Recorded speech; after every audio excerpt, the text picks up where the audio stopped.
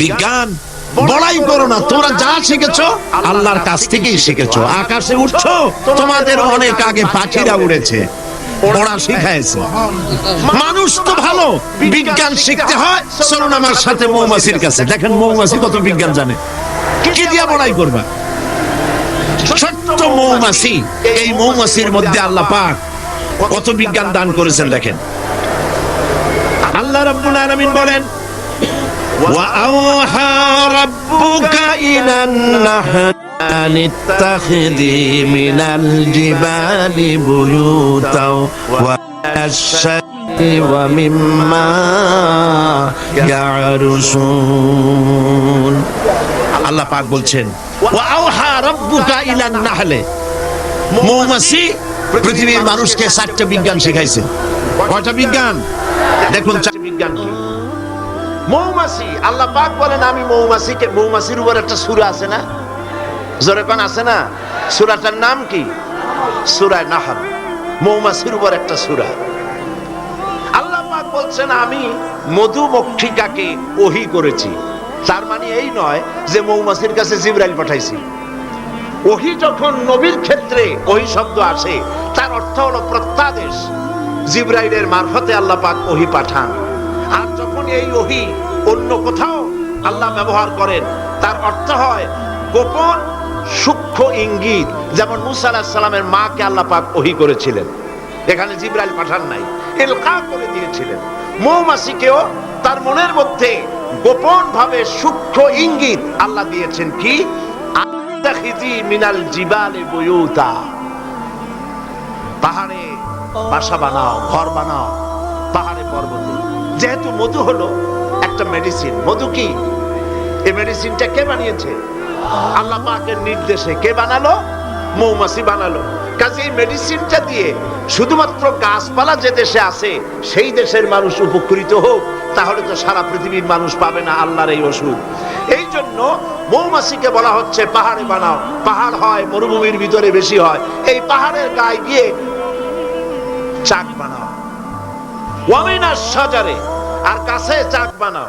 ওয়ামিম্মা ইয়ারিশুন, আর building এর কার্নিশের তলায় গিয়া চাক বানাও। কইতে ইচ্ছা করে না? এই 3 জায়গায় চাক বানাও। এই 3 জায়গায় চাক বানাতে গিয়ে মৌমাছি 7টা বিজ্ঞান দেখাইলো। হচ্ছে কেমিস্ট্রি। অথচ মৌমাছি কোনো সায়েন্স ল্যাবরেটরিতে পড়াশোনা করে নাই, কথা ঠিক কিনা? তার কেমিস্ট্রিটা কি? কার্নিশের নিচে বিল্ডিং এর গায়ের সাথে লাগানো মৌচাক আপনারা দেখছেন কিনা? কর, এটা ঝুলে থাকে, ঝুলন্ত অবস্থায় থাকে। একটা পরিপক্ক ঝুলন্ত মৌচাকে কম করে হলো, সব থেকে বেশি যা শুনেছি, আধা মণ থেকে 35 কেজি, 30-35 কেজি পর্যন্ত ওজন হয়, এত মধু থাকে। এখন এই মধুটা ঝুলে আছে। এটা ঝোলাবার জন্য তার কাছে কোনো সুপার গ্লু ছিল না, কোনো আটা ছিল না। আল্লাহ পাক তাকে এমন আটা শিক্ষা দিয়েছেন যে আটা লাগায় দিয়েছে, লাগাবার পর মৌমাছি সেখানে মধু দিয়া 20 কেজি, 30 কেজি, 35 কেজি পর্যন্ত হইল, অথচ ছিঁড়ে পড়লো না। ঠিক কিনা বলেন? মৌচাক কার্নিশ থেকে ছিঁড়ে পড়ে গেছে এরকম দেখা গেছে নাকি? না। মৌ যখন ভরে গেল, তখন মধু কেটে নিয়ে যাওয়ার পর ছেঁড়া খাতা যেমন ঝোলে, ওই রকম দেখা যায় ছেঁড়া খাতার মতো ঝুলছে, তাও পড়ে না। 6 মাস 1 বছর পর্যন্ত লেগে থাকে। ছোট্ট মৌমাছিকে এই আটা জাতীয় কেমিস্ট্রি কে শিখাইল? এই বিজ্ঞান কে তারে শিক্ষা দিল? সুবহানাল্লাহ। এরপরে দেখুন মৌমাছির দ্বিতীয় বিজ্ঞান, ইঞ্জিনিয়ারিং টেকনোলজি। মৌমাছি বাসা বানালো, সেই বাসা 6টা কোণ বিশিষ্ট চেম্বার, এক একটা চেম্বার 6টা কোণ।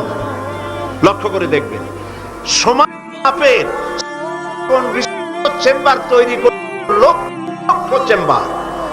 অথচ তার কাছে জ্যামিতি বক্স ছিল না, তার কাছে মেশিন মাপ করে সুন্দর করে এটাকে এভাবে সাজায়া এই মৌমাছি ভিতরে মৌ ঢুকাইয়া আবার চেম্বারগুলির মুখ আটকায় দিল, যেন ফোটা ফোটা হইয়া যা সে সঞ্চয় করেছিল তা যেন পড়ে না যায়। এই যে বাসা বানাইলো, এটা হলো তার ইঞ্জিনিয়ারিং টেকনোলজি। এই টেকনোলজি আরো যদি দেখতে চান, বাবুই পাখির কাছে যান। বাবুই পাখিরে ডাকি, বলিছে চড়াই, কুড়ে ঘরে থেকে করো শিল্পের বড়াই। যদিও বাবুই পাখি, চড়ুই পাখি বাবুই পাখিকে এটা বলেছে, আসলে শিল্পের বড়াই করার মতো। এই যে চতুর্দিক থেকে পাতাগুলি ছিঁড়ে এনে যে বাসা বাবুই পাখি বানালো, আগেই কোন সুবহানাল্লাহ। এই বাসা শুধু বাসা নয়, এর মধ্যে বেডরুম আছে, এর মধ্যে ডাইনিং রুম আছে, মাস্টার বেডরুম আছে, শুধু টয়লেট নাই। নিচ দিয়ে ঢুকবে, আবার ব্যাকডোর দিয়ে নিচের থেকে আক্রান্ত হলে ব্যাকডোর দিয়ে পালাবার ব্যবস্থাও আছে। এই বাসার ভেতরে কোনো বিদ্যুৎ লাইন, পিডিপি বা আরইবি কেউ লাইন দেয় নাই, ফলে বেচারা অন্ধকারে তারা স্বামী স্ত্রী কনজুগাল লাইফ লিড করবে কি করে। সেজন্য ওর মাথার মধ্যে আল্লাহ এমন বুদ্ধি দিলেন, কিছু কাদা এনে বাসার ভেতরে কাদা লাগিয়ে জোনাকি বোকা 5-6টা ধরে এনে মাথা ভিতরে ঢুকায়া পাছা বাইর করে দিয়ে রেখেছে। অটোমেটিক জিরো পাওয়ারের বাল্ব তৈরি হয়ে গেছে।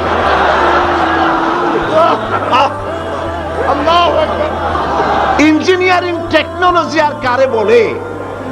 আমার দেশের ইঞ্জিনিয়ার যারা আছেন, এই রকমের বাসা বানানো তো দূরের কথা, ভালো করে বাসাটা খুলুন তো দেখি, বুঝবো আপনি কেমন খুলতে পারেন। খুলতেই পারবেন না, বুনানো তো দূরের কথা। এটা গেল 2 নম্বর টেকনোলজি, ইঞ্জিনিয়ারিং টেকনোলজি। এরপরে হলো মেডিকেল সায়েন্স, চিকিৎসা বিজ্ঞান। আল্লাহ রাব্বুল আলামিন মৌমাছিকে বলছেন, সুম্মা কুলি মিন কুল্লি সামারাতি ফাসলুকি সুবুলা বিকাদুলুলাব। সব রকমের ফুল থেকে মধু চুষে নাও আর তোমার রবের নির্ধারিত পথে চলতে থাকো। সব রকমের ফুল থেকে মধু আহরণ করে মৌমাছি আহরণ করে এক জায়গায় রাখলো, পয়জন হলো না। এটা মানুষের জন্য সেবা হয়ে গেল। আর মধু কখনো নষ্ট হয় না, কখনো পচে না। মধু যদি পিওর থাকে, ওর ভিতরে যদি আপনি কিছু না মিশান, বছরের পর বছর মধুর পিও থাকবে, নষ্ট হবে না। আলহামদুলিল্লাহ। ঔষধের পচন ক্রিয়া নষ্ট করার জন্য অ্যালকোহল ব্যবহার করা হয়। বিজ্ঞানীরা আবিষ্কার করেছেন অ্যালকোহলের কোনো প্রয়োজন নাই, বরং অ্যালকোহলের পরিবর্তে হালাল মধু ব্যবহার করলেই ঔষধের পচন ক্রিয়া নষ্ট হতে পারে। আল্লাহ পাক বলেছেন, ফিহে শিফাউল লিন্নাস, এর মধ্যে রয়েছে মানব গোষ্ঠীর জন্য সেবা, রোগের প্রতিষেধক। সুবহানাল্লাহ। এটা হলো মেডিকেল সায়েন্স। চতুর্দিক থেকে মধু সংগ্রহ করে একত্রিত করছে, পয়জন হচ্ছে না, এটা তার জন্য, মানুষের জন্য সেবা হয়ে যাচ্ছে।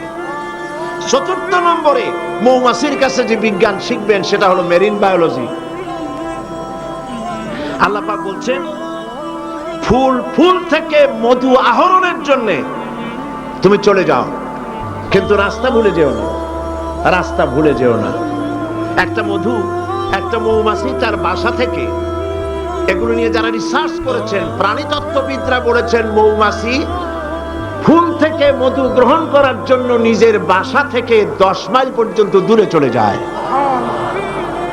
আপনারা কোনোদিন দেখেছেন কোন মৌমাছি আপনার ঘরে এসে পথ খুঁজতেছে, বাবা বাসা হারাইছি, যাবো কোন পথে?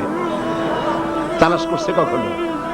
আল্লাহ পাক বলছেন, তুমি যাবে ফুল থেকে মধু আহরণ করার জন্য, রাস্তা ভুলে যেও না। সুবহানাল্লাহ বিহামদিহি। সমুদ্রের ভিতরে নাবিকেরা যখন জাহাজ চালায়, ইনল্যান্ড রিভার লাইনে, আমাদের দেশীয় নদীগুলিতে স্টিমার যখন থাকে, সামনে সার্চ লাইট থাকে, কিন্তু সমুদ্রে শিপগুলি, এদের কোনো সার্চ লাইটের দরকার নাই। সার্চ লাইট জ্বালাই দেখবে কি? পানি আর পানি, কি দেখবে? সেই জন্য তাদের জন্য প্রয়োজন হচ্ছে একটা মানচিত্র আর একটা কম্পাস। মানচিত্র, রাডার, এগুলি ওগুলিকে ফলো করে স্টিমার শিবগুনি মহাসমুদ্রের ভেতর দিয়ে চলে, পথ হারায় না। এবার আপনি বলেন, মৌমাছি নিজের মৌচাক, এই চট্টগ্রাম কলেজের কার্নিসের নিচে তার বাসা, মধু আহরণ করার জন্য চলে গেল। এখান থেকে 10 মাইল কদ্দূর? বদ্দার হাট নাকি হাটাজারি গেছে মধু আনতে। ওর কাছে কোনো কম্পাস ছিল? কোন মানচিত্র ছিল? কোন মানচিত্র, কোন কম্পাস নাই। চলে গিয়েছে মৌ আনতে, আর ঠিক সেখান থেকে মধু মুখে করে এনে আবার জায়গায় পৌঁছে গিয়েছে। সুবহানাল্লাহ। হে মানুষ, তুমি কোনটা দিয়ে আল্লাহর সাথে, তুমি কি দিয়ে নিজের বড়াই করো? কোন ক্ষেত্রেই মানুষের বড়াই নয়, সমস্ত শ্রেষ্ঠত্ব, বিরাটত্ব, মহানত্ব সবটাই আল্লাহ রাব্বুল আলামিনের জন্য। জোরে সরে বলেন আল্লাহু আকবার। এখন মুনাজাত হবে, মুনাজাতের জন্য দাঁড়ানো ভাইরা সব বসেন। আল্লাহুম্মা আমিন। রব্বানা যালামনা আনফুসানা ওয়া ইন লাম তাগফির লানা ওয়া তারহামনা লানাকুনান্না মিনাল খাসিরিন। আয় আল্লাহ তাআলা, লাখ লাখো মুসলমান নরনারী দীর্ঘক্ষণ ধরে আমরা তোমার দ্বীনের কথা, কোরআনের কথা শুনেছি। আল্লাহ তাআলা মেহেরবানি করে সওয়াবটুকুন জনাবে মুহাম্মদুর রাসূলুল্লাহ সাল্লাল্লাহু আলাইহি ওয়াসাল্লামের রূহ মুবারকে পৌঁছায় দাও। আমাদের মধ্য থেকে যাদের মা বাপ দুনিয়া থেকে বিদায় হয়ে গেছে, আল্লাহ দয়া করে কবরগুলিকে জান্নাতের টুকরায় পরিণত করে দাও। আমাদের বন্ধু বান্ধব, আত্মীয় স্বজন যার যা মারা গেছে, প্রত্যেকের রুহের পরে সওয়াব পৌঁছায় দাও। রব্বুল আলামিন, সারা জীবন যত গুনাহ করেছি, আমাদের জিন্দেগীর সকল গুনাহ খাতা মাফ করে দাও। রব্বুল আলামিন, আমাদের প্রিয় জন্মভূমি বাংলাদেশ, এই জমিন আমাদের জন্য তোমার দেওয়া বিশেষ নিয়ামত। আয় আল্লাহ, এই দেশের হেফাজত, এ দেশের স্বাধীনতার সার্বভৌমত্ব কিয়ামত পর্যন্ত তুমি অক্ষুণ্ণ রাখো। সন্ত্রাস মুক্ত, দুর্নীতি মুক্ত একটি দেশ আমাদেরকে উপহার দাও। এমন পরিবেশ তুমি তৈরি করে দাও যাতে করে তোমার কোরআন সুন্নাহ এ দেশে পরিচালিত হতে পারে। রব্বুল আলামিন, মা বোনেরা প্রতিদিন কষ্ট করে আসেন, আল্লাহ মা বোনদের জিন্দেগির গুনাহ খাতা মাফ করে দাও।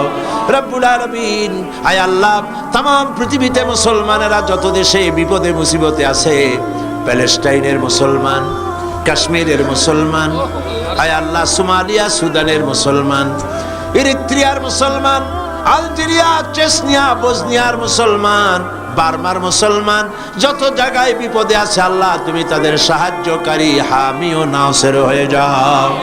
আয় আল্লাহ, আমাদের অপরাধের কারণে, আমাদের গুনার কারণে আমাদের উপরে তুমি নারাজ হয়েছো, আল্লাহ তুমি দয়া করে আমাদেরকে ক্ষমা করে দাও। রব্বুল আলামিন, মুসলমানদের উপরে तमाम পৃথিবীর চতুর্দিক থেকে বিপদ ঘনায় আসতেছে, আল্লাহ আমরা তোমার কাছে আশ্রয় চাই। সিত্রুল আরশে মাসবুলুন আলাইনা ওয়া আইনুল্লাহি নাজিরাতুন ইলাইনা বিহাউলিল্লাহি লা ইয়াকদিরু আলাইনা। আল্লাহুম্মা ইয়া মুনজিলাল কিতাব ওয়া মুজরিয়াস সাহাব ওয়া সারিয়াল হিসাব হাজিমিল আহজাব, আল্লাহুম্মা হজিমহুম ওয়া জালজিলহুম ওয়ানসুরনা আলাইহিম। হে আল্লাহ তাআলা, তুমি মুসলমানদেরকে সাহায্য করো। আল্লাহুম্মা জিদনা ওয়া লা তানকুসনা ওয়া আকরিমনা ওয়া লা তুহিন্না ওয়া আকরিমনা ওয়া লা তুহিন্না ওয়া আকরিমনা ওয়া লা তুহিন্না ওয়া আতিনা ওয়া লা তাহরিমনা ওয়া আথিরনা ওয়া লা তুসির আলাইনা ওয়া আরদিনা ওয়ারদা আন্না ইয়া কারীম ইয়া রাব্বাল আলামিন। আল্লাহুম্মা আইজ্জাল ইসলাম ওয়াল মুসলিমিন, আল্লাহুম্মা আহলিকিল কাফারাতা ওয়াল মুবতাদিআতা ওয়াল ইয়াহুদা ওয়াল হুনুদা ওয়ান নাসারা ওয়াল মুশরিকিন। আল্লাহুম্মা শাত্তিত শামলাহুম, আল্লাহুম্মা মাযজিক জামাআহুম, আল্লাহুম্মা দাম্মির দিয়ারাহুম, আল্লাহুম্মা আনসুর মান নাসারা দীন মুহাম্মদ ওয়াখযুল মান খাযালাল মুসলিমিন। আমিন। রব্বানা তাকাব্বাল মিন্না إنك أنت السميع العليم وتب علينا إنك أنت التواب الرحيم سبحان ربك رب العزة عما يصفون وسلام على المرسلين والحمد لله رب العالمين واجعل آخر كلمة عند الموت لا إله إلا الله محمد رسول الله. السلام عليكم ورحمة الله.